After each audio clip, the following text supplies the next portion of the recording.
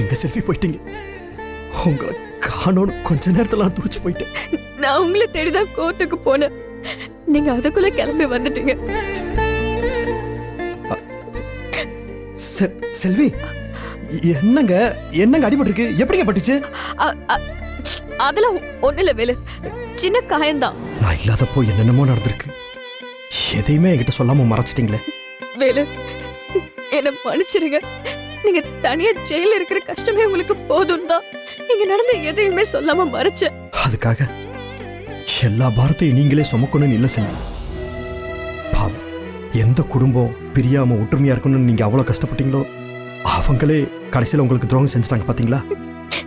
பரவாயில்ல வேலு, ஒரு நாள் இல்ல ஒரு நாள் அவங்க கண்டிப்பா இதெல்லாம் புரிஞ்சுப்பாங்க.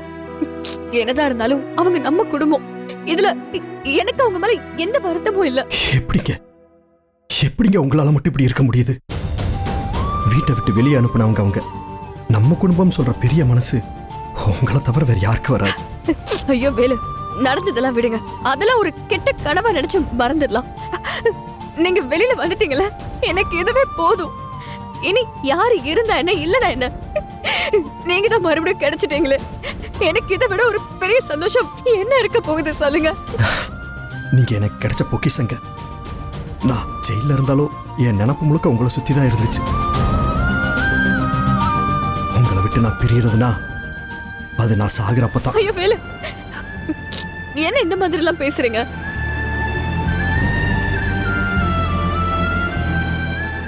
செல்விமா. செல்வி, வந்துட்டியாம்மா?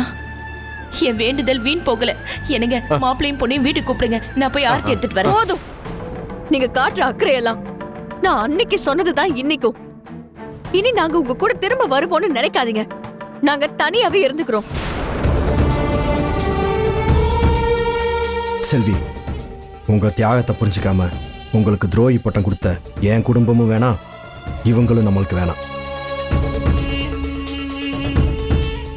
நீங்க சொன்ன மாதிரியே இவங்க எல்லாரையும் ஒதுக்கி நாம தனியா நின்று இவங்க முன்னாடி வாழ்ந்து ஜெயிச்சு காட்டுவோம். அப்பவாது நாங்க தப்பு பண்ணலன்னு இவங்க புரிஞ்சுக்கட்டும். ஆமா வேலு, இனி இவங்க யாருமே நமக்கு வேண்டாம். நமக்கு நாம மட்டும்தான். வாங்க வேலு, இவங்க முன்னாடி நாம சுயமா வாழ்ந்து காட்டுறது தான் நமக்கு பெருமை. இனி உங்க முடிவு தான் என் முடிவு. வாங்க போலாம். வாங்க செல்வி.